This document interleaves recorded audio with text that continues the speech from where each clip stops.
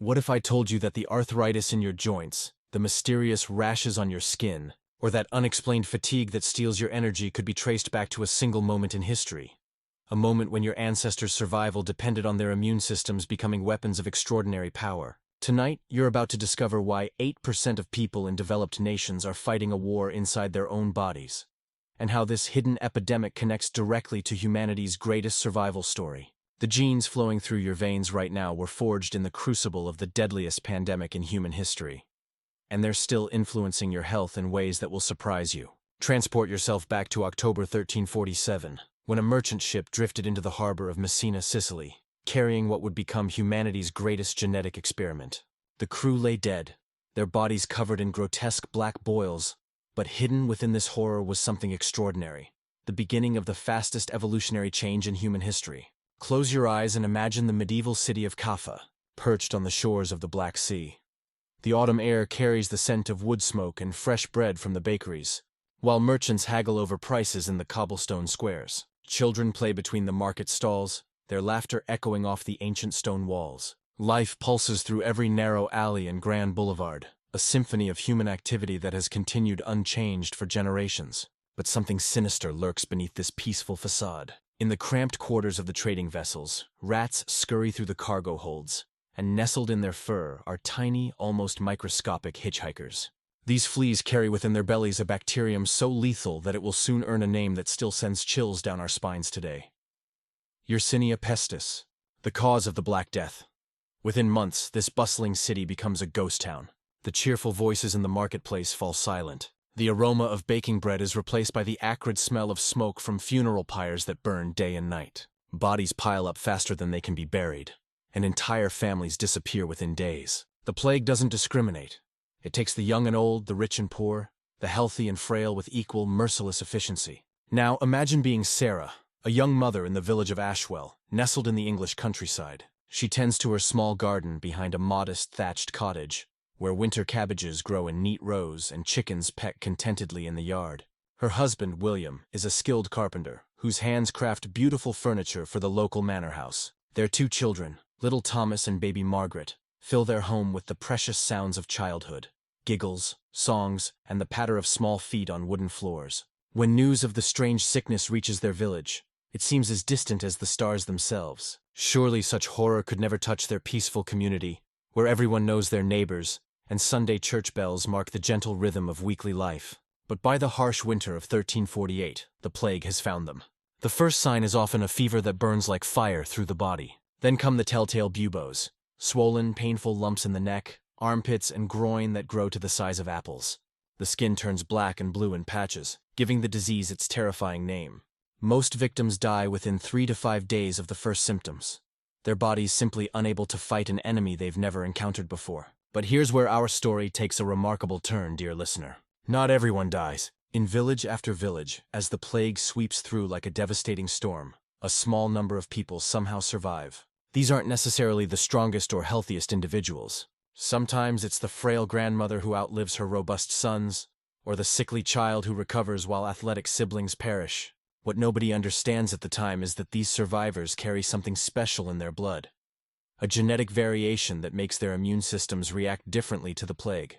Picture Margaret, Sarah's baby daughter, who somehow survives when the plague claims her parents and brother. She's found crying in her crib by neighbors who've come to bury the dead, her small body burning with fever but somehow clinging to life. The village priest, Father Edmund, takes her in, marveling at what he can only call a miracle. He doesn't know that Margaret carries a genetic gift from some distant ancestor, an immune system so hyperactive that it can defeat even the Black Death. As spring arrives and the worst of the plague begins to fade, Margaret grows into a toddler in the priest's humble cottage. She's a survivor in a world where survival meant everything.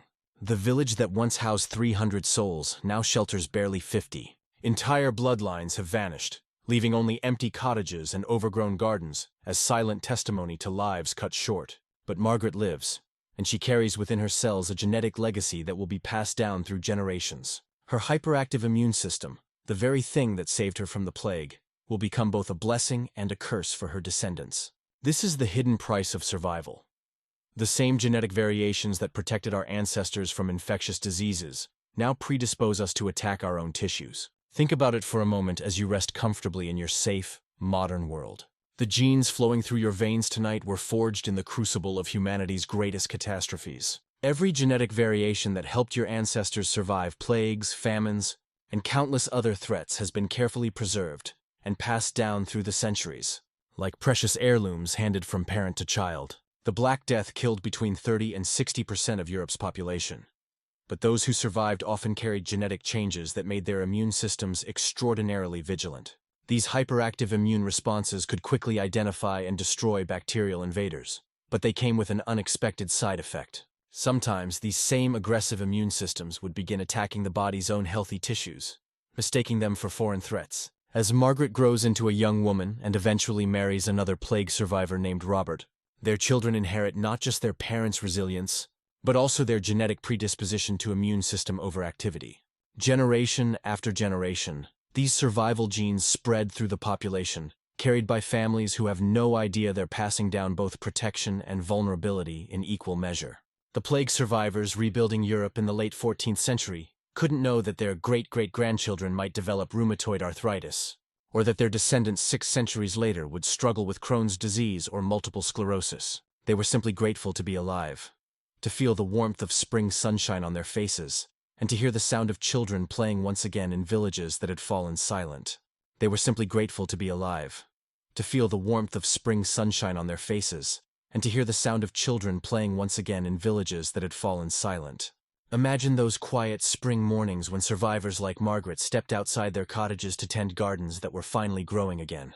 The sound of birdsong replacing the constant tolling of funeral bells, the sight of smoke rising from chimneys instead of funeral pyres. These simple pleasures felt like miracles to those who had witnessed such darkness. But here's the beautiful part of this story, dear listener. Those same genes that sometimes cause our immune systems to turn against us also gave us incredible gifts. They made us remarkably resistant to infectious diseases. They helped our ancestors survive not just the Black Death, but countless other plagues, epidemics, and bacterial infections that swept through human populations over the millennia. Picture the generations that followed, each carrying this precious genetic legacy like a secret inheritance passed down through time. Imagine Elena's great-granddaughter in Renaissance Florence, her hands steady as she tends to plague victims while others flee in terror. Picture families in colonial America, building settlements that somehow prosper, while neighboring communities succumb to disease after disease. In Industrial Revolution England, these descendants work in factories where others fall to tuberculosis, their inherited resilience keeping them strong through the choking coal smoke and crowded conditions. Their children were more likely to survive childhood diseases, their mothers more likely to recover from childbirth complications, their elders more resilient against the pneumonias and fevers that claimed so many lives. Tonight, as you drift toward peaceful sleep, consider this remarkable truth. You are the descendant of survivors. Picture yourself as the final link in an unbroken chain that stretches back through centuries of challenge and triumph. The blood flowing through your veins carries the genetic memory of every plague your ancestors endured, every infection they conquered, every biological challenge they overcame. Your very existence is proof of their extraordinary resilience and the power of the human spirit to endure even the darkest times. So as you rest comfortably in your safe modern world, remember that you carry within you the genetic wisdom of countless generations who faced impossible odds and somehow found the strength to continue. The story we're unfolding isn't just about genetics or medieval history. It's about understanding that the challenges we face today, whether they're autoimmune conditions or simply the stresses of modern life, are connected to the incredible journey our species has taken to reach this moment. Every struggle our ancestors faced has shaped us, and every victory they achieved lives on in our cells. So as we prepare to dive deeper into this fascinating tale of survival and adaptation, remember that you're not just learning about history or science. You're discovering the remarkable story of how your own family line managed to persist through humanity's greatest trials, passing down both incredible strengths and unexpected vulnerabilities with equal care. But survival came with a hidden price, one that our medieval ancestors could never have imagined. The very genes that saved them from the Black Death would eventually create new challenges for their descendants. Tomorrow's generation would inherit not just life, but a complex genetic legacy that continues to shape our health and resilience even today. Rest easy tonight, knowing that you carry within you the genetic wisdom of countless generations of survivors. And when you wake, we'll continue exploring how this ancient legacy of survival continues to influence our lives in ways both beautiful and unexpected. connecting us to our ancestors through invisible threads that span the centuries. But this genetic mystery that would emerge centuries later had its true beginning in the darkest chapter of human history. But this genetic mystery that would emerge centuries later had its true beginning in the darkest chapter of human history. Imagine, if you will, the year 1347. As a merchant ship drifts into the harbor of Messina, Sicily, the vessel creaks against the dock, but something is terribly wrong. Most of the crew lies dead, their bodies covered in grotesque black boils. Those still breathing are barely clinging to life, blood frothing from their mouths. This ship carried more than exotic goods from the east, it carried death itself. Picture yourself in medieval Europe as whispers of a mysterious plague begin to spread. In your cozy corner of history tonight, we're going to explore one of humanity's greatest trials, but also witness the extraordinary resilience that would emerge from unimaginable suffering. For within this darkness, dear listener, lay the seeds of genetic advantages that would protect millions of future generations. The plague known as the Black Death swept across Europe like a merciless tide. Imagine the terror as entire families succumbed within days. In London, the death toll was so overwhelming that bodies were thrown into massive pits, layer upon layer, until the ground could hold no more. The air itself seemed poisoned with the stench of decay and the desperate prayers of the dying. Consider for a moment young Thomas, a baker's apprentice in the bustling city of Florence. Each morning, he would walk through streets that grew quieter by the day. Shop after shop stood abandoned, their wooden shutters sealed shut with crude crosses painted in red, the mark of the plague. Thomas watched helplessly as his neighbors, people he had known his entire life, simply vanished. First, his master fell ill with the telltale fever and swellings in his neck. Within 3 days, the bakery stood empty. Winter was a season of particular hardship during these plague years. The usual rhythms of life, the harvest celebrations, the communal gatherings around warm hearths, all of these disappeared. The usual rhythms of life, the harvest celebrations, the communal gatherings around warm hearths, all of these disappeared. Instead, there was genuine fear for survival as families huddled behind locked doors, listening to the constant tolling of church bells marking yet another death. The cold seemed to seep not just through stone walls, but into the very soul of humanity itself. Yet within this bleakest chapter, something remarkable was happening, something that wouldn't be understood for 600 years. As the plague ravaged communities, killing nearly 1/3 of Europe's population, certain individuals possessed an invisible shield. They walked among the dying, cared for the sick, and somehow remained untouched by the disease that felled giants and peasants alike. Meet Margaret, a midwife in the village of Ashwell. While others fled, she moved from house to house, bringing what comfort she could to families torn apart by the plague. Day after day, she breathed the same air as the infected, touched their fevered skin, and held their hands as they passed. Yet Margaret never fell ill. She was one of the chosen few, though she could never have imagined that her survival was written in the very fabric of her being. Picture the unbreakable human spirit emerging even in these darkest hours. In the midst of such devastation, survivors began to find each other. They formed new communities, shared resources, and slowly rebuilt what the plague had destroyed. Little did they know that their ability to survive wasn't merely luck or divine protection. It was something far more tangible. Consider William, a humble parish priest who continued to perform last rites throughout the epidemic. He blessed the dying, buried the dead, and somehow remained healthy while his fellow clergymen perished around him. His congregation began to whisper that he was protected by God himself. In a way, they were right, but the protection came from something written in his genes, not granted from above. The survivors shared something invisible yet powerful. As villages slowly came back to life and fields were tended once more, these individuals carried within them a genetic legacy that would echo through centuries. They didn't know it yet, but they possessed a mutation, a deletion of 32 letters in their genetic code that made them virtually immune to the plague bacterium. Imagine a cozy hearth crackling softly as snow falls outside, and picture these medieval survivors gathering to share their stories. They spoke of lost loved ones, of winter's icy grip on their hearts, and of the mysterious way some were spared while others perished. These quiet conversations, held in the flickering light of oil lamps, carried the weight of humanity's future within them. The plague years taught these survivors that life was precious beyond measure. They cherished each sunrise, each shared meal, each moment of human connection. They rebuilt their communities with a fierce determination, never knowing that their resilience was encoded in their very DNA. The same genetic variation that protected them from the Black Death would one day provide crucial insights into modern medicine. As months turned to years, patterns began to emerge. Certain families, certain bloodlines, seemed to weather the plague better than others. The phenomenon was subtle but undeniable. In the village of York, the Fletcher family lost only one member from the plague, while their neighbors perished entirely. The Masons of Canterbury, the Coopers of Bristol. These families carried something special, something that would only be understood when science advanced enough to peer into the human genome itself. Picture yourself in a medieval marketplace, slowly returning to life. The vendors who survived, the baker's daughter who took over her father's trade, the blacksmith who watched his apprentices fall but somehow remained standing. They carried more than goods in their carts. They carried the future of human resistance to disease, though they moved through their days with the quiet humility of those who had witnessed the fragility of life. The emotional scars ran deep, but so did the bonds between survivors. They spoke in hushed tones of the mysterious nature of survival, of why some were chosen to continue while others were not. These conversations, held over simple meals of bread and ale, were the first whispered questions about human variation, questions that wouldn't be answered for 6 centuries. Winter's grip loosened, spring arrived, and renewal began to touch the devastated lands. But the genetic legacy of these plague survivors would prove to be one of humanity's most remarkable gifts.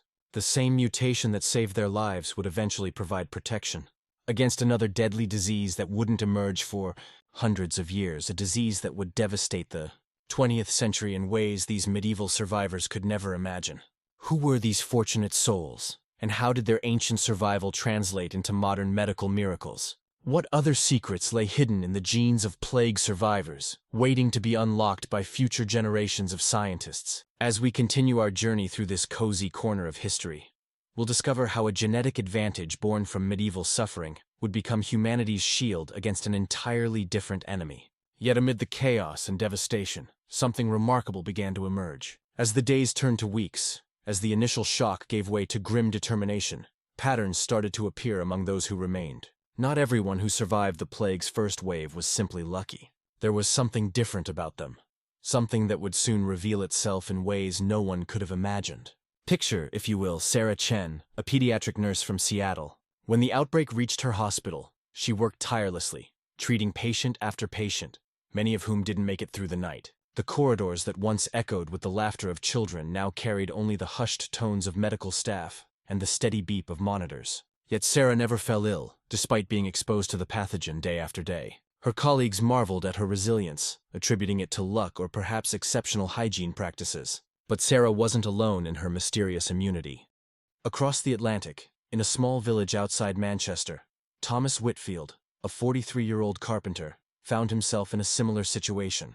His workshop had become an impromptu shelter for neighbors whose homes had been compromised by the chaos. People arrived sick, desperate, seeking refuge. Thomas cared for them with the same gentle precision he brought to his woodworking, never once showing symptoms despite the constant exposure. The villagers began to whisper about his seemingly divine protection. In São Paulo, Maria Rodriguez, a teacher who had converted her classroom into a makeshift care center, displayed the same inexplicable resistance. While the city crumbled around her, while supply lines failed and infrastructure collapsed, Maria remained healthy, tending to the children whose parents had succumbed to the plague. Her energy never flagged, her spirit never broke, as if she possessed some inner strength that the disease simply couldn't touch. These weren't isolated cases. Reports began filtering in from around the world of individuals who seemed to possess an almost supernatural resistance to the pathogen. In Mumbai, a street vendor named Rajesh continued working his corner, helping distribute what little food remained to increasingly desperate crowds. In Lagos, a midwife named Amara delivered babies in conditions that would have horrified any medical professional. Yet she never fell sick. In rural Montana, a rancher named Jake Morrison kept his small community fed by maintaining the only functioning farm in a 50-mile radius. What connected these people? What made them different from the millions who had already fallen?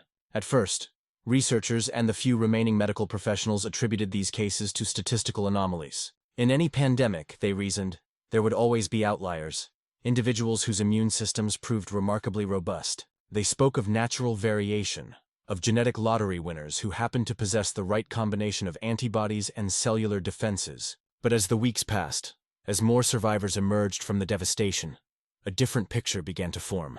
These weren't just random lucky individuals scattered across the globe. They shared certain characteristics that went beyond simple immune function. They displayed remarkable adaptability, not just to the disease itself, but to the harsh new reality the world had become. Imagine Maria Rodriguez again, in her converted classroom. When the power grid failed and plunged São Paulo into darkness, she didn't despair. Instead, she organized the children into groups, teaching them to find food in the urban ruins, to purify water using makeshift filters, to create warmth and comfort from whatever materials they could salvage. Her pupils, many of whom had lost everything, found hope in her unwavering confidence that they would not just survive, but thrive. Thomas Whitfield's workshop became something more than a shelter. It transformed into the heart of a new kind of community. Using his carpentry skills, he designed ingenious systems for collecting rainwater, for growing vegetables in small indoor spaces, for creating tools from scavenged materials. But more than that, he possessed an intuitive understanding of how to bring people together, how to resolve conflicts before they escalated, how to maintain morale when everything seemed hopeless.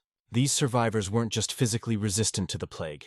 They seemed to possess an enhanced ability to read social dynamics, to understand exactly what others needed in moments of crisis. Sarah Chen noticed it first in her interactions with patients' families. She could sense their fear before they expressed it, could offer comfort in precisely the way each person needed to hear it. Her colleagues, the few who remained, began seeking her guidance not just on medical matters, but on how to cope with the emotional weight of their situation. As communities began to reorganize around these remarkable individuals, something even more extraordinary started to happen. The groups they led didn't just survive.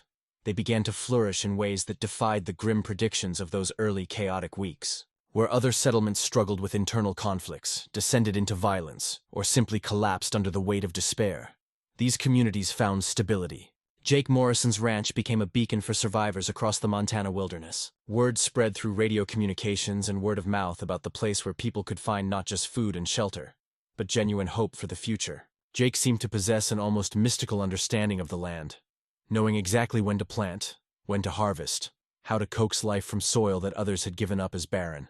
But it wasn't just agricultural knowledge that set him apart. Jake had an uncanny ability to identify potential conflicts before they erupted, to mediate disputes with a wisdom that seemed to come from somewhere beyond his 47 years of experience. People who arrived at his ranch angry, traumatized, and suspicious found themselves gradually opening up, contributing their skills to the collective effort, rediscovering their capacity for trust and cooperation. Similar patterns emerged wherever these special survivors established themselves. In Mumbai, Rajesh's Corner evolved into a thriving trading post where people from across the devastated city came to exchange goods and information. His ability to assess the true value of items, to negotiate fair trades, and to maintain order without resorting to force earned him a reputation that spread far beyond his immediate neighborhood. Amara's midwifery practice in Lagos became the foundation for what many considered the most successful post-plague community in West Africa. Women traveled hundreds of miles to give birth under her care, not just because of her medical skills, but because of the extraordinary sense of peace and safety that seemed to emanate from her presence. Children born in her care appeared healthier, more resilient, better adapted to the harsh new world they entered. The communities these individuals fostered shared remarkable characteristics. They developed innovative solutions to problems that plagued other settlements. They created educational systems that actually prepared children for survival in the new world. They established governance structures that balanced individual freedom with collective responsibility. Most remarkably, they displayed levels of cooperation and mutual support that seemed almost too good to be true. Scientists and researchers who managed to study these communities found themselves struggling to explain what they observed. The social cohesion, the problem-solving capabilities, the sheer resilience of these groups exceeded all known models of human behavior under extreme stress. It was as if these special survivors possessed not just immunity to the plague, but immunity to the social breakdown that typically accompanied such catastrophic events. But even as hope began to take root in these scattered oases of civilization, even as people dared to believe that humanity might not just survive but eventually recover, subtle changes were occurring that no one yet understood. Changes that went deeper than behavior, deeper than social organization, deeper than anyone could have imagined. The survivors themselves were beginning to notice things. Small things at first, enhanced senses that allowed them to detect danger before it became apparent to others. Improved pattern recognition that helped them solve complex problems with startling efficiency. Emotional intelligence that bordered on telepathic understanding of those around them. But their bodies were changing in ways they couldn't see, in ways that would soon reveal the true nature of what made them different, and what it might mean for the future of human evolution itself. Now, imagine, if you will, that these invisible changes were not random accidents of nature, but carefully orchestrated survival mechanisms, written deep into the very code of life itself. Picture, for a moment, the gentle warmth of understanding as we explore how the human body began to rewrite its own blueprint in the most remarkable ways. But here's where our story takes a truly remarkable turn, dear listener. The genetic adaptations that emerged during those early centuries of European colonization were nothing short of extraordinary. While communities across the Americas faced unprecedented challenges, their bodies were quietly performing miracles of biological engineering. These weren't dramatic transformations that happened overnight, but subtle, elegant adjustments that occurred generation by generation, like a master craftsman slowly perfecting a delicate piece of art. Consider, dear listener, the story of immune system evolution. Imagine it as nature's most elegant emergency response system. In the cozy comfort of genetic memory, our ancestors' bodies began developing new defenses against diseases that had never existed in their world before. Consider, dear listener, the story of immune system evolution. Imagine it as nature's most elegant emergency response system.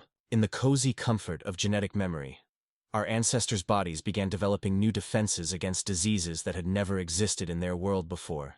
European contact brought with it a constellation of pathogens: smallpox, measles, typhus, influenza, each one a biological challenge that demanded an evolutionary response. The most fascinating aspect of this genetic dance was how quickly it occurred. Where evolutionary biologists once believed significant genetic changes took thousands of years, these populations began showing measurable adaptations within just a few generations. Imagine the resilience of the human spirit, expressed not through words or actions, but through the very molecules of DNA itself, rewriting the instructions for survival. Take, for instance, the development of enhanced immune system variants. Picture a quiet village nestled against rolling hills, where families who carried certain genetic markers found themselves with a remarkable 40% survival advantage during epidemic outbreaks. This wasn't luck, this was evolution in real time, as beautiful and profound as watching spring flowers bloom after the harshest winter. The genetic changes were subtle yet profound. Some populations developed variations in genes that controlled inflammatory responses, allowing their immune systems to fight infections more effectively without causing the dangerous overreactions that could be as deadly as the diseases themselves.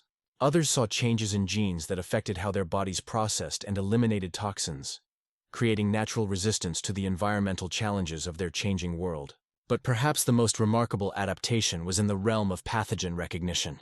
Imagine, if you will, immune cells that learned to identify threats they had never encountered before, like wise guardians who could sense danger in the shadows. These cellular sentinels developed enhanced pattern recognition, allowing them to mount swift, targeted responses to foreign invaders while maintaining the delicate balance necessary for health.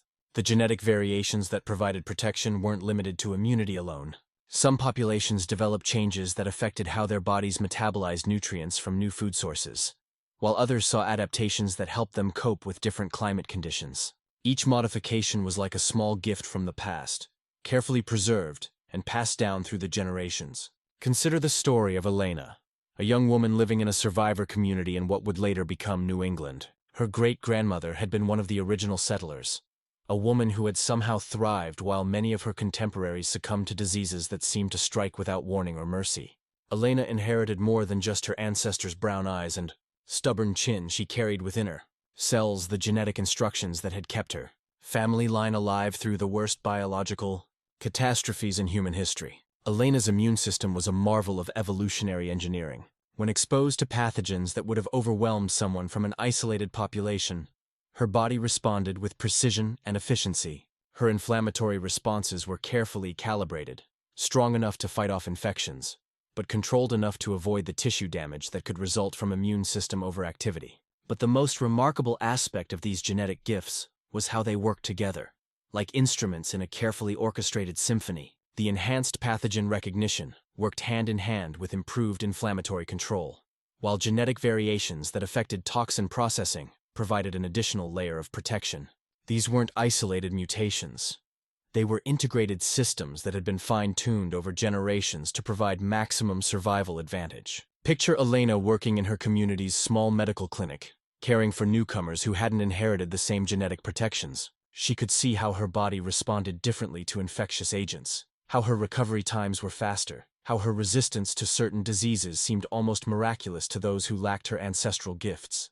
Imagine Elena's gentle confusion when travelers would arrive at her clinic, already weakened by illnesses that barely affected her community. She attributed her health to clean living and divine providence, never imagining that her resilience was written in her genes, that every cell in her body carried instructions forged in the crucible of her ancestors' survival. The genetic legacy of survival extended beyond individual health to influence entire communities. Families that carried these protective variations often found themselves in leadership positions, not because of any conscious selection, but because their enhanced survival rates meant they were more likely to live long enough to accumulate wisdom and experience. They became the elders who guided their communities through challenges, the healers who cared for the sick, the leaders who made decisions that affected generations.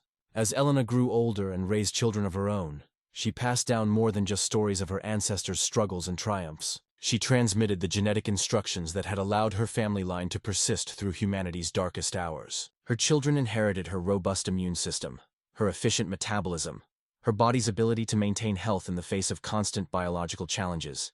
But these genetic gifts came with a hidden complexity that wouldn't be understood for centuries. The same variations that provided such remarkable protection against infectious diseases could, under certain circumstances, create new vulnerabilities. The hyperactive immune systems that had saved countless lives from bacterial and viral infections sometimes turned their formidable power against the body's own tissues. Think of it as a trade-off written into the very fabric of survival itself. The genes that made Elena's ancestors immune to diseases that killed millions also made her more susceptible to conditions that were virtually unknown in her time. Autoimmune disorders that would only become apparent as infectious diseases became less of a threat, and human lifespans increased dramatically. These changes saved them, but at what cost? As we drift deeper into the mysteries of genetic adaptation, we begin to understand that every evolutionary advantage carries within it the seeds of future challenges. The very traits that ensured survival in one era could become sources of difficulty in another, creating a complex genetic legacy that continues to influence human health in ways both beautiful and unexpected. Picture the gentle progression of time, as generations passed and the immediate threats that had shaped these genetic adaptations began to fade into memory. The children and grandchildren of survivors inherited not just protection, but a complex biological inheritance that would reveal new aspects of itself as the world continued to change around them. As we settle into the comfort of understanding these remarkable genetic transformations, we prepare to explore how the survivors themselves experienced their new world, how they built communities and families, and how their genetic gifts allowed them to create something extraordinary from the ashes of catastrophe. Their bodies had been transformed by necessity, but their spirits had been strengthened by the knowledge that they carried within them the power to endure whatever challenges the future might bring. Years passed like chapters in a remarkable book of human resilience. The plague survivors, now growing into their middle years, began to witness something truly extraordinary. As other communities around them struggled with the ongoing effects of disease and social disruption, their own settlements seemed touched by an almost magical prosperity. The genetic adaptations that had saved their lives were now revealing additional benefits that nobody could have anticipated. Picture Elena, now in her 40s, walking through her thriving community on a crisp autumn morning. Where once there had been desperate struggle for survival, she now saw gardens bursting with harvest abundance, workshops humming with productive activity, and children playing safely in streets that had been rebuilt with careful attention to both beauty and function. The settlement that had begun as a refuge for survivors had transformed into something that seemed to defy all reasonable expectations for post-catastrophe recovery. What Elena and her neighbors couldn't have known was that their extended lifespans were not just the result of better living conditions or improved medical knowledge. The same genetic variations that had protected them from infectious diseases were also providing them with enhanced cellular repair mechanisms, more efficient metabolic processes, and improved stress responses that allowed them to maintain health and vitality well beyond the normal expectations of their era. Consider Marcus, the community's lead carpenter, who at 68 still possessed the strength and dexterity of men half his age. His hands, weathered by decades of skilled work, showed none of the arthritis that typically plagued craftsmen of his generation. His mind remained sharp, his energy consistent, his ability to solve complex construction problems undiminished by the passage of time. Marcus attributed his continued vigor to a life of honest work and simple pleasures, never suspecting that his longevity was encoded in his very DNA. The phenomenon extended throughout the community, where the average lifespan in surrounding areas remained between 40 and 50 years.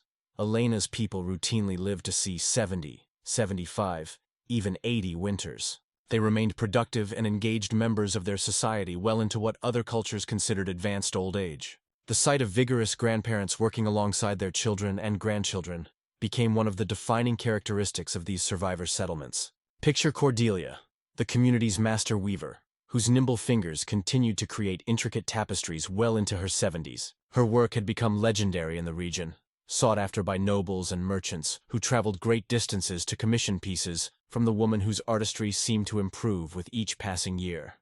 Cordelia's exceptional longevity allowed her to perfect techniques that would normally take multiple generations to develop and refine. But perhaps the most remarkable aspect of this extended vitality was how it affected the community's cultural development. With so many individuals living long, productive lives, these settlements accumulated knowledge and wisdom at an unprecedented rate. Traditional crafts were refined to levels of sophistication that amazed visitors from other regions. Agricultural techniques were developed and tested over the extended lifespans of individual farmers, leading to innovations that dramatically increased food security. The communities established rich traditions around their elders, recognizing them not as burdens to be cared for, but as valuable repositories of experience and wisdom. Multiple generations worked side by side, with great-grandparents actively participating in the education of children who would benefit from their accumulated knowledge. This created a cultural continuity that allowed for rapid advancement in virtually every aspect of community life. Imagine gatherings held around the community's central hearth on long winter evenings, where Elena's generation shared stories with children and grandchildren.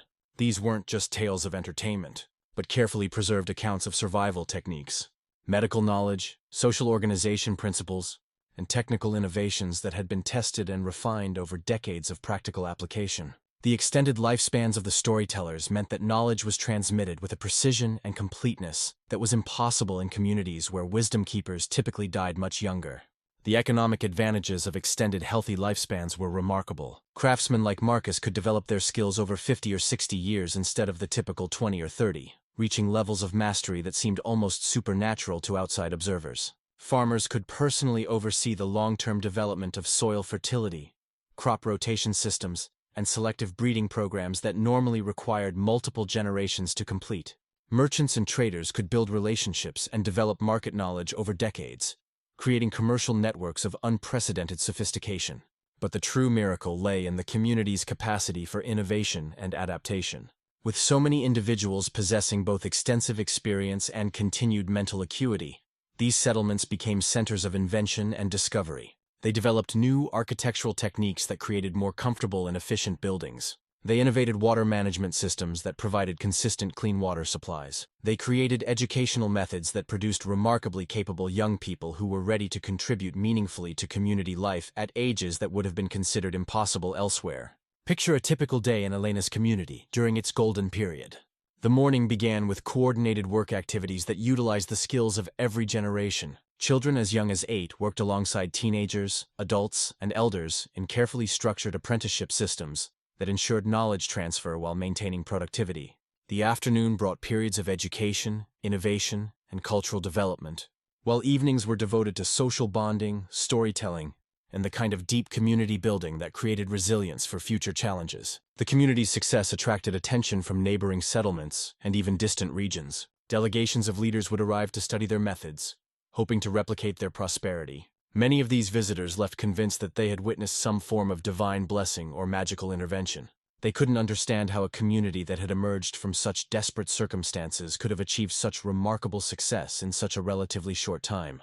Elena herself began to notice that her own family line seemed particularly blessed with longevity and vitality. Her parents, now in their 70s, remained active and engaged members of the community. Her children showed signs of the same robust health and mental acuity that characterized their elders. The pattern extended to distant relatives and community members who shared similar backgrounds.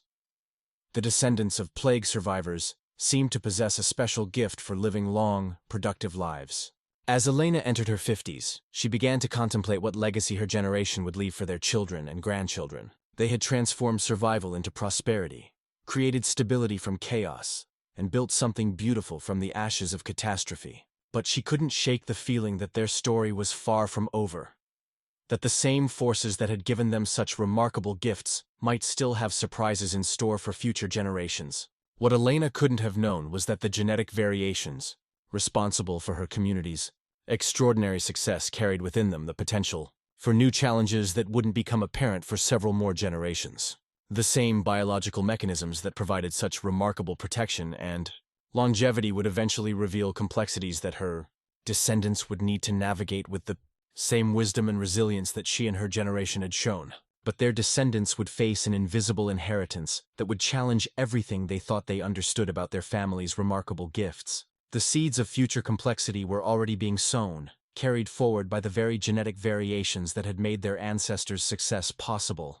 As generations passed, the prosperity and longevity that had blessed Elena's generation began to cast subtle shadows as their children and grandchildren came of age. What had seemed like pure genetic blessing was revealing itself to be more complex, carrying within it the seeds of challenges that no one could have anticipated. The same biological gifts that had created such remarkable communities were about to test the resilience of future generations in entirely new ways. Picture Marie Dubois, Elena's granddaughter, standing in the doorway of her family's prosperous shop in what had once been called New Amsterdam, but was now thriving under English rule. At 28, Marie should have been at the peak of her vitality, ready to carry forward the family traditions that had brought such success to previous generations. Instead, she found herself struggling with mysterious symptoms that seemed to have no explanation. The morning fatigue that had begun as a minor inconvenience had gradually evolved into something more troubling. Marie's joints ached in ways that reminded her uncomfortably of the old stories about plague victims, though she showed none of the telltale signs of infectious disease. Her skin, once clear and vibrant like her grandmother's, now erupted in rashes that appeared and disappeared without apparent cause. Most concerning of all, her energy, that boundless vitality that had characterized every member of her family line, seemed to ebb and flow like an unpredictable tide. Marie's experience wasn't unique. Throughout the survivor communities that had flourished so remarkably in previous generations, young adults were beginning to report strange health patterns that defied the medical understanding of their time. These weren't the dramatic, immediate threats their ancestors had faced, but subtle, persistent challenges that seemed to emerge from within their own bodies. Consider Thomas Whitfield III, great-grandson of the carpenter whose workshop had become the heart of a thriving English community. At 35, Thomas possessed all the technical skills and community leadership abilities that had made his family line so valuable. But he found himself increasingly troubled by digestive problems that made it difficult to maintain the robust health his ancestors had taken for granted. Meals that should have nourished him seemed to cause inflammation and discomfort, as if his body was rejecting the very foods that had sustained his family for generations. In the German settlements along the Rhine, Anna Kellner, descendant of plague survivors who had rebuilt their communities with remarkable success, discovered that her immune system seemed to be turning against her own tissues. The same hyperactive immune responses that had protected her ancestors from infectious diseases now appeared to be attacking her joints, her skin, and even her internal organs. Anna's physicians, trained in the medical traditions that had served her community so well, found themselves baffled by conditions they had never encountered before. The pattern was subtle but undeniable. Families that had enjoyed generations of exceptional health and longevity were beginning to see their young adults develop mysterious ailments that seemed to emerge from nowhere. The symptoms varied: joint pain, skin disorders, digestive troubles, unexplained fatigue, recurring fevers, but they shared certain characteristics that would eventually lead to important medical insights. Picture a gathering of community healers in Elena's settlement, now led by her son Edmund, who had inherited both his grandmother's longevity and her keen medical instincts. These experienced practitioners found themselves facing health challenges they had never seen before. The traditional treatments that had worked so effectively for infectious diseases and injuries seemed to provide little relief for these new conditions. What puzzled the healers most was that these mysterious ailments appeared to run in families, but not in the patterns they expected from infectious diseases. Marie's younger brother showed no signs of her joint problems, while her cousin developed similar symptoms despite living in a different settlement hundreds of miles away. The conditions seemed to be connected to family lineage rather than environmental exposure, suggesting something inherited but not contagious. Edmund began keeping detailed records of these cases, noting patterns that wouldn't be fully understood for several centuries. He observed that the families most affected were often those with the longest histories of survival and prosperity, the very bloodlines that had been most successful in previous generations. The connection was puzzling and somewhat disturbing. How could the same genetic gifts that had created such remarkable communities be associated with these new health challenges? The economic and social implications began to ripple through the survivor communities. Young adults who should have been at their most productive found themselves dealing with unpredictable health issues that affected their ability to work, to start families, and to contribute to community life in the ways their ancestors had. The extended lifespans that had been such a blessing for previous generations seemed to be revealing complications that only became apparent when people lived long enough to experience them. Marie found herself struggling not just with physical symptoms, but with the psychological burden of feeling that she was somehow failing to live up to her family's remarkable legacy. Her grandmother Elena, now in her 80s but still sharp and engaged, watched her granddaughter's struggles with a mixture of concern and bewilderment.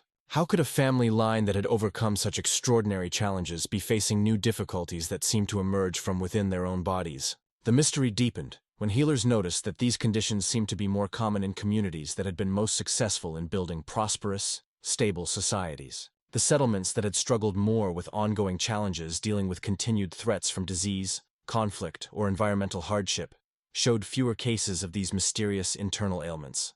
It was as if the very stability and prosperity that the survivors had worked so hard to achieve was somehow connected to these new health challenges. Thomas Whitfield III began corresponding with other community leaders, sharing observations about the health patterns they were seeing in their settlements. The letters, carefully preserved in community archives, would eventually provide valuable historical evidence for future medical researchers.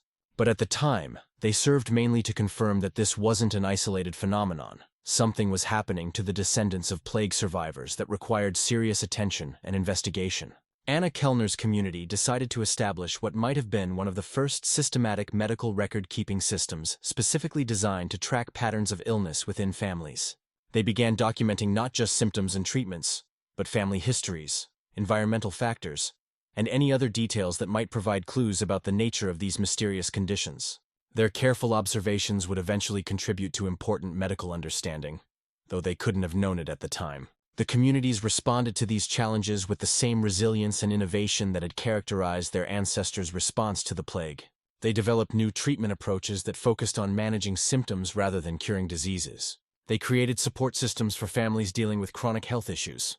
They modified work arrangements to accommodate people whose energy levels and physical capabilities varied unpredictably. But perhaps most importantly, they began to recognize that their remarkable genetic inheritance was more complex than they had originally understood. The same genes that had saved lives were creating new challenges that required different kinds of wisdom and adaptation. The biological mechanisms that had provided such extraordinary protection against infectious diseases now seemed to be creating vulnerabilities to conditions that emerged from within the body itself. The same genes that saved lives were creating new problems that would challenge future generations in ways no one could have anticipated. What had seemed like pure genetic blessing was revealing itself as a complex inheritance that carried both remarkable gifts and unexpected costs. Picture a quiet evening in Marie's family home, where 3 generations gathered around the hearth to share the day's experiences. The firelight dances across their faces as Elena, now the family matriarch, listens with growing understanding to her children and grandchildren, describing health challenges that seem to emerge from nowhere. Imagine Elena's weathered hands resting gently on her granddaughter's arm as she listens to descriptions of joint pain and mysterious fatigue. Her own mother had lived to see 92 winters, dying peacefully in her sleep after a life of remarkable health and vitality. Elena herself, now approaching 85, still enjoyed better health than most people half her age, but something was clearly changing in the younger generations. The genetic gifts that had been such a blessing for Elena's generation were revealing new complexities as they were passed down to children and grandchildren who lived in very different circumstances than their plague survivor ancestors, and the evidence was hidden in plain sight, waiting for future generations of medical researchers to discover the connections between medieval survival and modern health challenges. The genetic legacy of the Black Death was about to reveal its most profound secret, one that would eventually transform human understanding of immunity, evolution, and the complex relationship between survival and vulnerability. Now imagine, if you will, a quiet laboratory in Stanford University. On a crisp autumn morning in 2019, Dr. Jennifer Harrison adjusts her microscope and prepares to examine something extraordinary: ancient DNA extracted from the dental pulp of plague victims found in London's East Smithfield Cemetery. As she focuses the lens, she has no idea that she's about to uncover evidence that will forever change our understanding of human genetic evolution. As she focuses the lens, she has no idea that she's about to uncover evidence that will forever change our understanding of human genetic evolution. Picture the gentle hum of laboratory equipment and the soft glow of fluorescent lights as Dr. Harrison and her international team of researchers begin to unravel one of history's greatest genetic mysteries. Their work, conducted in sterile, climate-controlled environments across multiple continents, represents the culmination of decades of archaeological research and cutting-edge genetic analysis. The evidence they discovered was remarkable in its scope and implications. Through painstaking analysis of ancient DNA samples, computer modeling of population genetics, and comparison with modern genetic databases, they were able to trace the genetic legacy of plague survival with unprecedented precision. What they found would validate the observations that community healers like Edmund had made centuries earlier, while revealing connections that no one could have imagined. Consider the 2023 archaeological analysis that examined remains from 14 different plague cemeteries across Europe. The research team, led by Dr. Elena Kowalski from the Max Planck Institute, used advanced sequencing techniques to identify specific genetic variants in plague victims versus survivors. Their findings, published in the journal Nature, provided the first definitive proof that certain genetic mutations had indeed provided significant survival advantages during the Black Death. The most striking discovery was the rapid speed of genetic evolution. Where traditional evolutionary biology suggested that significant genetic changes required thousands of years, the plague had triggered measurable adaptations in just a few generations. Dr. Harrison's team calculated that some genetic variants had increased in frequency by as much as 40% in less than 200 years, one of the fastest evolutionary changes ever documented in human populations. But the real breakthrough came when researchers began connecting these medieval genetic adaptations to modern health patterns. Picture Dr. Marcus Chen at Harvard Medical School, whose 2022 study examined the medical records of over 100,000 individuals of European descent. When he cross-referenced family histories with genetic markers associated with plague survival, a startling pattern emerged. The same genetic variants that had provided protection against Yersinia pestis, the plague bacterium, were significantly overrepresented in patients with autoimmune conditions like rheumatoid arthritis, Crohn's disease, and lupus. The connection was unmistakable. The genes that had saved medieval ancestors were predisposing their modern descendants to conditions where the immune system attacks the body's own tissues. Dr. Chen's research revealed that individuals carrying certain plague resistance genes were up to 3 times more likely to develop inflammatory autoimmune conditions. The hyperactive immune responses that had been so effective against bacterial infections were now turning their formidable power against healthy human tissue. It was a genetic trade-off that had taken 7 centuries to fully reveal itself. The microbiome research provided another crucial piece of the puzzle. Dr. Sarah Martinez at the Mayo Clinic discovered that plague survivors' descendants showed distinctive patterns of gut bacteria that reflected their ancestors' genetic adaptations. The same immune system variations that had fought off medieval pathogens were now creating inflammatory responses to modern dietary elements and environmental factors that their ancestors had never encountered. Picture the collaborative nature of this research, with scientists in laboratories across the globe sharing data and insights through secure digital networks. Teams in Germany analyzed ancient cemetery remains, while colleagues in Japan studied modern genetic databases. Researchers in Australia examined Aboriginal populations for comparison, while American scientists investigated the health patterns of families with documented medieval European ancestry. The evidence from different research groups began to form a coherent picture. Dr. Lisa Thompson's team at the University of Edinburgh found that genetic variants associated with plague resistance were also linked to enhanced wound healing and faster recovery from certain types of injuries. Dr. Ahmed Hassan's research in Cairo revealed that populations with Middle Eastern ancestry showed different but related patterns of genetic adaptation to historical disease challenges. Perhaps the most elegant confirmation came from a 2023 study led by Dr. Michael Brennan at Trinity College Dublin. His team examined historical medical records from Irish families with documented plague survivor ancestry, comparing them to genetic analysis of their modern descendants. The correlation between medieval survival advantages and modern autoimmune susceptibility was so strong that it could be predicted with remarkable accuracy based on family historical records alone.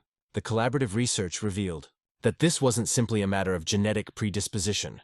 Environmental factors played a crucial role in determining whether these ancient adaptations would manifest as health challenges. Dr. Raj Patel's groundbreaking work at the University of Mumbai showed that individuals with plague resistance genes who lived in environments similar to their ancestors, with high pathogen exposure and limited medical intervention, actually showed better health outcomes than those living in modern sanitized environments. This discovery led to what Researchers termed the hygiene hypothesis. Enhancement, the idea that immune systems adapted for high-threat environments might actually become problematic when those threats are removed. Dr. Patricia Goldstein's research at UCLA demonstrated that plague resistance genes were associated with autoimmune conditions, primarily in populations living in developed countries with extensive vaccination programs and antibiotic use. The research teams also uncovered evidence of what they called ancestral repair sequences. Imagine these as your body's overzealous maintenance crew, still following repair instructions written centuries ago. These genetic mechanisms seem designed to help the body recover from the specific types of tissue damage caused by medieval diseases. Picture cellular workers who received their training during the Black Death, still showing up to fix problems that no longer exist. These same mechanisms, when activated by modern inflammatory triggers, could cause the immune system to attack healthy tissue in an attempt to repair damage that didn't actually exist. Imagine the excitement in research communities as these discoveries began to reshape medical understanding of autoimmune diseases.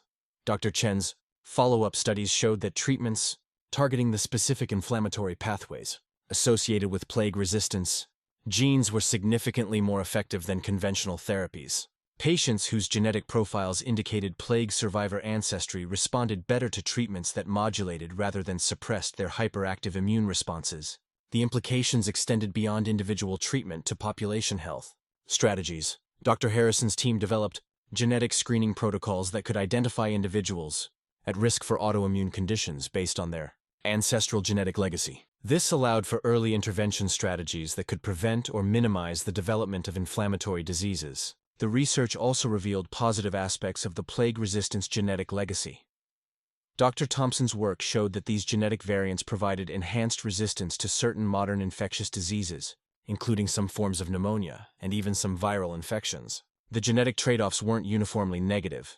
They represented complex adaptations that provided both advantages and vulnerabilities depending on environmental context. But perhaps the most profound insight came from understanding that these genetic patterns represented active evolutionary responses rather than random mutations. Dr. Kowalski's comparative analysis showed that similar genetic adaptations had occurred in populations that faced different but equally severe disease challenges throughout history. The human immune system had repeatedly evolved rapid responses to existential threats, creating genetic legacies that continue to influence health outcomes centuries later. As the research continued to unfold, teams began developing personalized medicine approaches that took ancestral genetic legacy into account. Dr. Martinez's clinic started offering treatment protocols specifically designed for patients with plague-resistance genetic markers, achieving remarkably improved outcomes for autoimmune conditions that had previously been difficult to manage. But how does this remarkable genetic detective story affect us today? How do these ancient survival mechanisms continue to shape our daily experiences of health and illness? As we settle into a comfortable understanding of our genetic inheritance, we prepare to explore the personal implications of carrying within ourselves the genetic memories of our ancestors' greatest challenges and triumphs. The evidence was indeed hidden in plain sight, waiting for modern science to develop the tools necessary to read the genetic stories written in our DNA. But knowing our genetic heritage is only the beginning. Understanding how to live with these ancient gifts in our modern world requires wisdom that bridges the gap between medieval survival and contemporary wellness. This bridge between past and present becomes startlingly clear when we examine how our medieval genetic legacy connects to today's autoimmune epidemic. Picture yourself visiting a modern medical clinic on any given day, and you'll encounter a reality that would have been unimaginable to our plague survivor ancestors. Millions of people whose own immune systems have become their greatest health challenge. Consider Sarah, a 34-year-old marketing executive from Portland, who wakes each morning to joints that feel inflamed without apparent cause. Her rheumatologist has diagnosed her with rheumatoid arthritis, a condition that causes her immune system to attack the lining of her joints. What neither Sarah nor her doctor initially understood was that her family tree traces back to a small English village where her ancestor survived the Black Death in 1348. The hyperactive immune responses that saved her medieval great-great-grandmother's life are now causing Sarah's body to wage war against itself. Sarah's story isn't unique, it's remarkably common. Across developed nations, autoimmune diseases now affect roughly 8% of the population, with rates that have increased dramatically over the past 50 years. These conditions include rheumatoid arthritis, multiple sclerosis, type 1 diabetes, Crohn's disease, lupus, psoriasis, and dozens of other disorders where the immune system mistakenly targets healthy tissue. Picture James, a software engineer from Minneapolis, whose family has always prided itself on robust health and longevity. His great-grandfather lived to 93, his grandfather to 88, and his father, now 72, still maintains an active lifestyle that amazes his peers.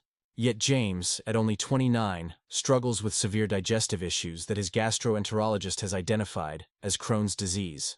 His immune system attacks his intestinal lining with the same ferocity that his ancestors' immune systems once used to fight off deadly pathogens. The genetic connection becomes even more apparent when we examine family clustering patterns. Picture a family reunion where stories of remarkable ancestors become pieces of a larger puzzle. Dr. Patricia Goldstein's research at UCLA found that autoimmune conditions often appear in families with documented European ancestry, particularly those whose family histories include unusual longevity and resistance to infectious diseases. The very traits that had been sources of family pride stories of great-great-grandmother who nursed half the village through the flu pandemic, or great-grandfather who lived to 98 while his peers died in their 60s, now serve as genetic markers for autoimmune susceptibility. Consider Maria Santos, whose Portuguese grandmother used to tell stories about their family's remarkable resistance to the influenza pandemic of 1918. While neighbors fell ill and many died, Maria's great-great-grandmother not only survived but cared for other families' children who had been orphaned by the disease. Maria always felt proud of this genetic resilience, until she was diagnosed with lupus at age 31. Her immune system's aggressive responses, the same biological mechanisms that had protected her ancestors, were now attacking her skin, joints, and internal organs. The inflammatory gene function that provided such crucial survival advantages in our ancestors' pathogen-rich environments can become problematic in our modern, relatively sanitized world. Dr. Raj Patel's research revealed that these hyperactive immune systems, deprived of the constant infectious challenges they evolved to fight, sometimes begin targeting harmless environmental factors, or even the body's own tissues. Picture the daily reality for millions of people living with these genetic legacies. Take Jennifer, a teacher from Sacramento, whose multiple sclerosis causes her immune system to attack the protective covering of her nerve fibers. The same genetic variants that might have protected her ancestors from neurological complications of infectious diseases now cause her own immune system to damage her nervous system. Jennifer experiences fatigue, coordination problems, and cognitive challenges that force her to carefully manage her energy and plan her activities around unpredictable symptom flares. The autoimmune epidemic has created a new category of medical specialization. Rheumatologists, gastroenterologists, neurologists, and dermatologists now dedicate much of their practice to managing conditions where the patient's own immune system is the primary threat. Treatment typically involves suppressing immune function, a delicate balancing act between reducing harmful inflammation and maintaining the body's ability to fight genuine infections. But understanding the genetic basis of these conditions has opened new avenues for treatment and management. Dr. Marcus Chen's research at Harvard has led to development of targeted therapies that work with rather than against the hyperactive immune responses inherited from plague survivors. Instead of broadly suppressing immune function, these treatments aim to redirect immune activity away from healthy tissue, while preserving the enhanced pathogen resistance that these genetic variants provide. The connection to family history often provides both explanation and comfort for patients struggling with autoimmune conditions. Maria Santos found that understanding her lupus as part of her genetic inheritance from ancestors who survived extraordinary challenges helped her reframe her relationship with the disease. Rather than viewing her condition as a personal failure or random misfortune, she began to see it as evidence of her family's remarkable survival legacy, a genetic gift that came with both extraordinary strengths and modern challenges. James discovered that his Crohn's disease was part of a larger pattern of digestive sensitivity in his family line. His great-aunt had struggled with similar symptoms, but had attributed them to nervous stomach, while his cousin had been managing inflammatory bowel issues for years. Understanding the genetic connection allowed the family to share treatment strategies and provide mutual support based on their shared biological inheritance. Sarah's rheumatoid arthritis led her to research her family genealogy, where she discovered remarkable stories of ancestors who had survived multiple epidemic diseases that devastated their communities. Learning about her genetic legacy helped her understand why her immune system was so aggressive, and she began working with her rheumatologist to develop treatment approaches that honored both her genetic strengths and vulnerabilities. The modern autoimmune epidemic represents more than just individual health challenges. It reflects the complex relationship between human evolution and environmental change. Our ancestors' genetic adaptations were perfectly suited to their high-pathogen environments. But those same adaptations can become problematic when the environmental context changes dramatically. Dr. Sarah Martinez's research at the Mayo Clinic has shown that lifestyle modifiers can significantly influence how these genetic predispositions manifest. People with plague-resistance genetic markers who maintain exposure to diverse microorganisms through activities like gardening, owning pets, or spending time in natural environments often show better immune regulation than those living in more sterile environments. The hygiene hypothesis, enhanced by understanding of our genetic legacy, suggests that some level of immune system challenge may actually be necessary for proper immune function in people carrying these ancient adaptations. This doesn't mean seeking out dangerous infections, but rather maintaining the kind of microbial diversity that allows hyperactive immune systems to function appropriately. Understanding personal genetic heritage has become an important component of autoimmune disease management. Many patients now work with their healthcare providers to trace family medical histories and genetic patterns, using this information to guide treatment decisions and lifestyle modifications. The knowledge that their conditions stem from genetic gifts, rather than personal failures, often provides psychological benefits that complement medical treatment. The legacy continues in unexpected ways that extend far beyond the individuals directly affected by autoimmune conditions. Children of parents with these genetic variants often show enhanced resistance to infectious diseases, even when they don't develop autoimmune conditions themselves. The genetic trade-offs that created modern health challenges also continue to provide benefits in appropriate contexts. As we begin to understand the personal implications of our genetic inheritance, we prepare to explore how this knowledge is reshaping approaches to health, medicine, and our understanding of human evolution itself. The autoimmune epidemic isn't just a modern health challenge, it's a window into the remarkable genetic journey that brought our species through its greatest trials and continues to influence our lives in ways both beautiful and complex. But the story of our genetic legacy extends far beyond individual health challenges to encompass broader questions about human evolution, population genetics, and the future of our species in a rapidly changing world. This genetic legacy we've inherited creates one of the most fascinating ironies in human evolutionary history. Picture, if you will, the vast scope of human migration and adaptation, where the very genes that enabled our ancestors to survive history's greatest catastrophes have now created the largest population-wide genetic experiment our species has ever experienced. Consider the remarkable speed of this evolutionary change, where most genetic adaptations in human populations required tens of thousands of years to become widespread. The plague resistance genes spread through European populations in just a few centuries. Dr. Elena Kowalski's research at the Max Planck Institute calculated that this represents the fastest documented case of evolution in human history, a genetic transformation that occurred roughly 100 times faster than typical evolutionary timescales. The implications extend far beyond Europe's borders. As populations carrying these genetic adaptations migrated to new continents, they brought with them both enhanced disease resistance and predisposition to autoimmune conditions. Picture the genetic landscape of North America, Australia, and other regions settled by European descendants, entire continents, where the genetic legacy of medieval survival now influences the health patterns of millions of people. But perhaps the most striking aspect of this genetic inheritance is how it has been preserved and amplified through population growth and migration.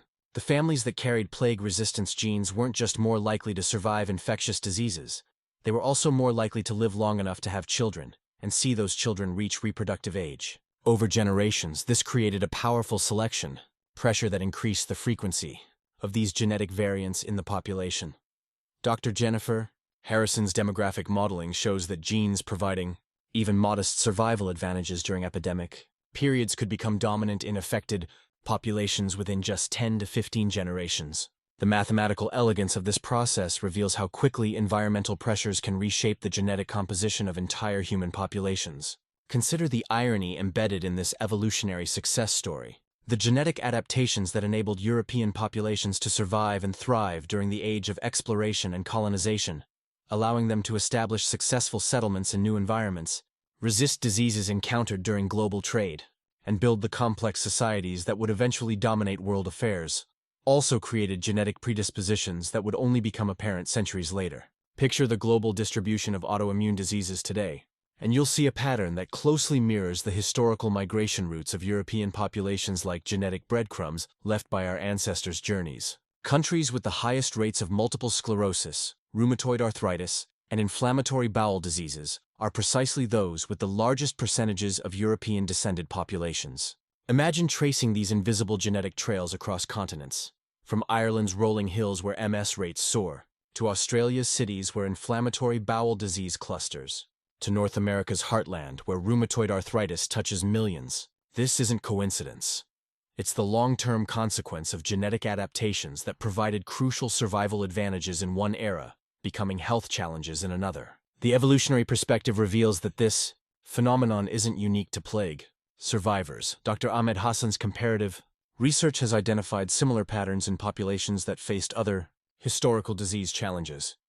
The genetic adaptations that protected Mediterranean populations from malaria, the variants that helped Asian populations resist cholera, and the mutations that gave African populations resistance to sleeping sickness, all created their own sets of modern health implications.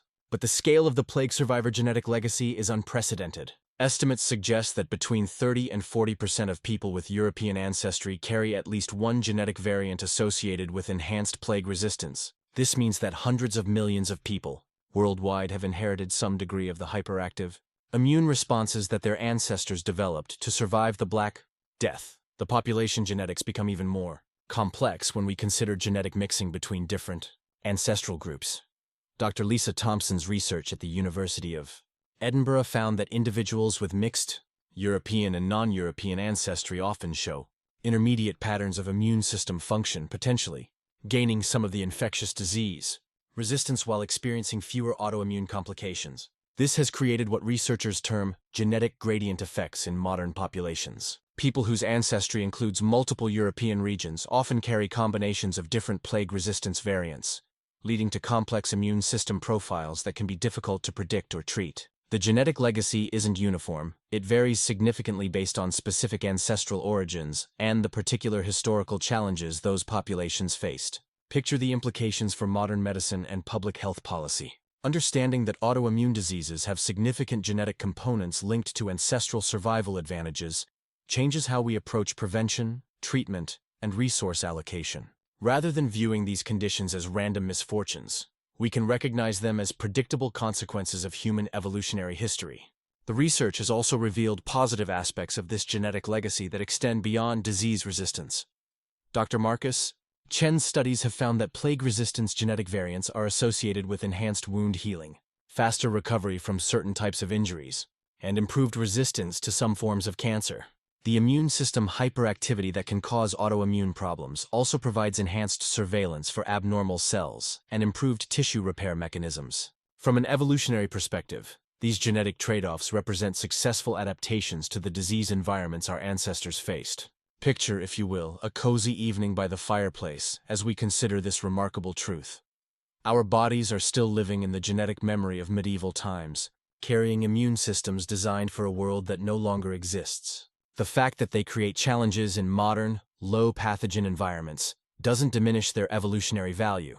It simply reflects the rapid pace of environmental change relative to genetic adaptation. The population-wide implications are staggering.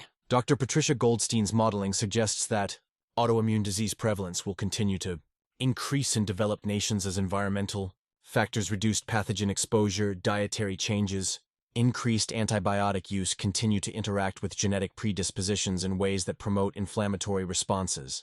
But this evolutionary perspective also provides hope for managing these genetic legacies more effectively. Understanding the environmental context in which these genes evolved successfully allows researchers to develop treatment and prevention strategies that work with rather than against our genetic inheritance. The genetic irony extends to questions about human evolution going forward.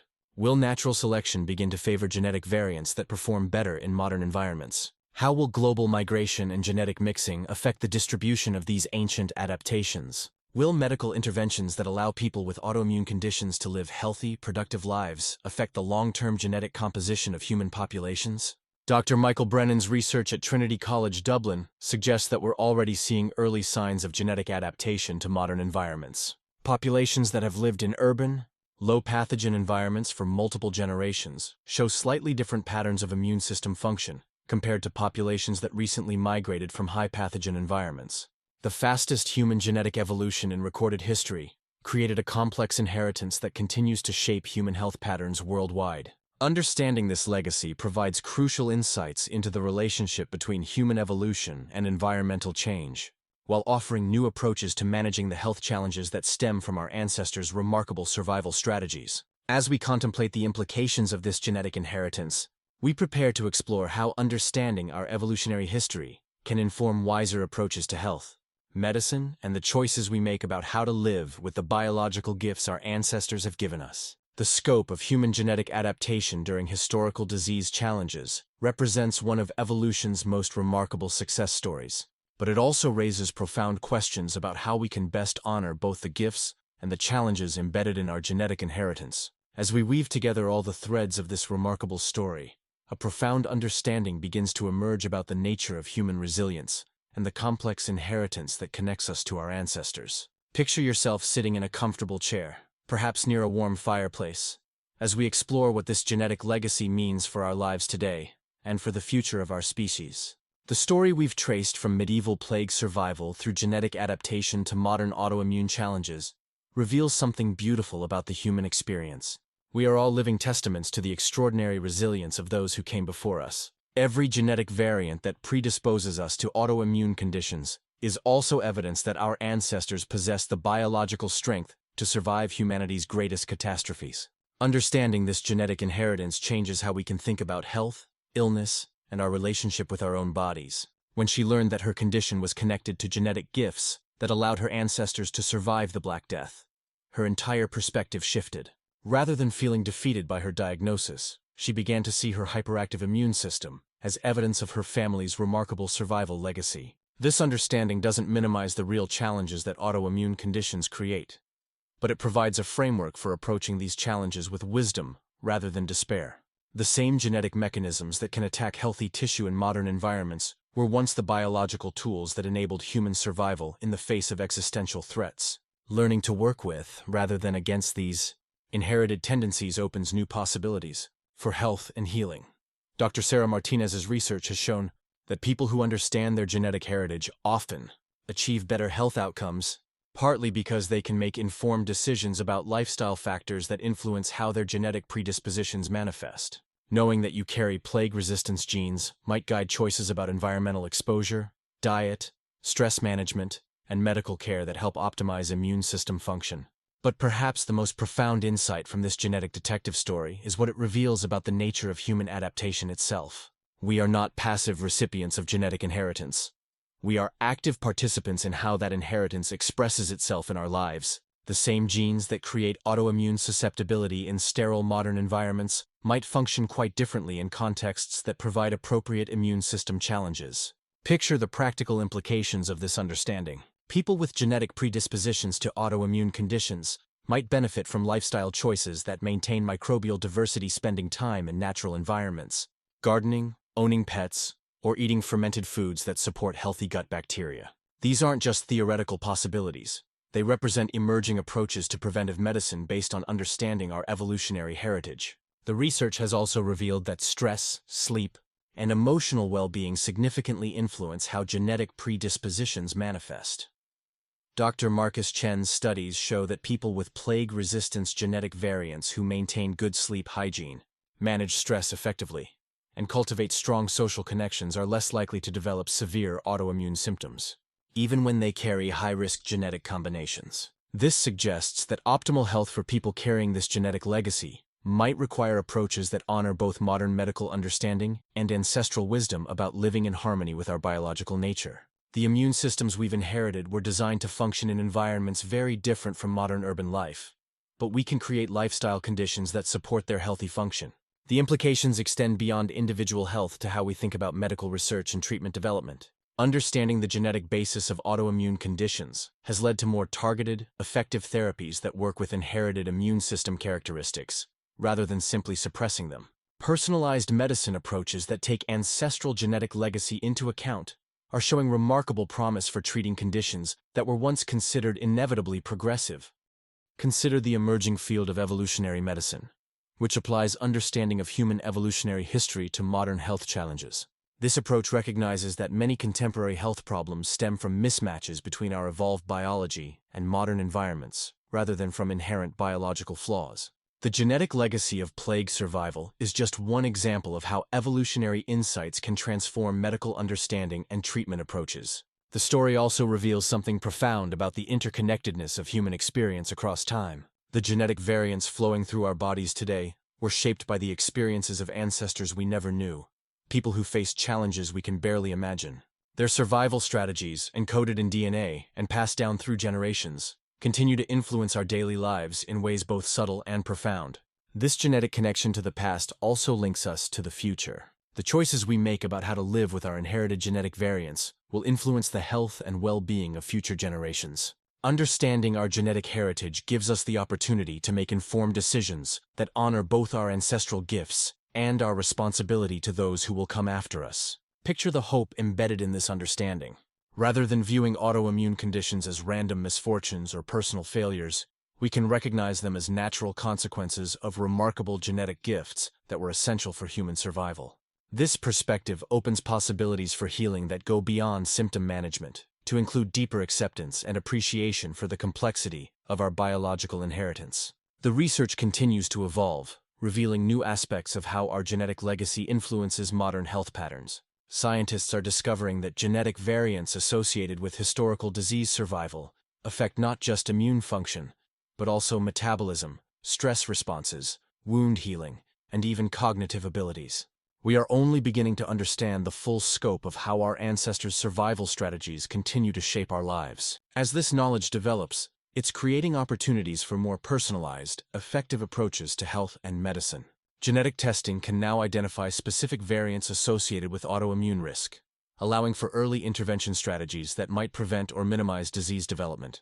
Lifestyle recommendations can be tailored to work with rather than against inherited genetic tendencies. The story of our genetic legacy also offers perspective on the challenges and opportunities of modern life. We live in an era of unprecedented abundance and safety, but our bodies carry the genetic memory of times when survival was far from guaranteed. Learning to honor both our ancestral gifts and our modern circumstances requires wisdom, patience, and self-compassion. Understanding this genetic inheritance can transform how we approach not just physical health, but emotional and spiritual well-being as well. Recognizing that we carry within ourselves the genetic wisdom of countless generations of survivors can provide strength and resilience for facing contemporary challenges.